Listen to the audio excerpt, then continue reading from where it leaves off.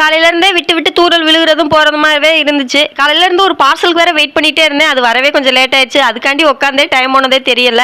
அதுக்கப்புறம் அந்த பார்சல் தான் வந்துச்சு. நம்ம தம்பிக்கு ட்ரெஸ்ஸு தான் ஆர்டர் பண்ணியிருந்தோம். மீஷோவில் வந்து 262 ருபீஸுக்கு வந்து ஆர்டர் பண்ணியிருந்தேன். கிளாத் எல்லாமே செம்மையாகவே இருந்துச்சு.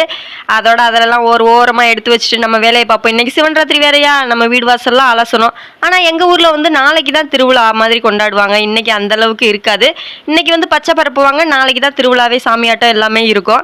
அதுக்கப்புறம் இன்றைக்கி ஒரு முக்கியமான விஷயம் என்னென்னா, எங்கள் பக்கத்தூர் சர்ச்சில் வந்து இன்றைக்கி எங்கள் ஊர் மண்டகப்பொடி, அதுக்கு வேற போகணும். இதெல்லாம் வச்சுக்கிட்டு நான் எனக்கு என்னன்னு உட்காந்துருந்தேன்.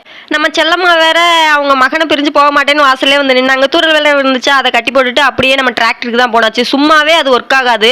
இதில் மழையெல்லாம் பெஞ்சு தண்ணியெல்லாம் உள்ளே போச்சுன்னா இன்னமும் ஒர்க் ஆகாது. அதனால் அது தலையில் எதையாவது எடுத்து போட்டு வரும் அப்படின்னு சொல்லிட்டு போயிட்டு கப்பு இருந்துச்சு, அதை எடுத்து போட்டுட்டு இன்னைக்கு நம்மளுக்கு ராசி பலனே பார்க்கலையே, அப்படி என்னதான் போட்டிருக்கு அப்படின்னு சொல்லிட்டு அதை தான் பார்த்துட்டு இருந்தேன். நம்ம வீட்டில் எப்படி புதிர் பிடிச்சோம்னு ஒரு லாங் வீடியோவாக போட்டிருக்கேன். மறக்காம அதையும் பாருங்க. பாய்.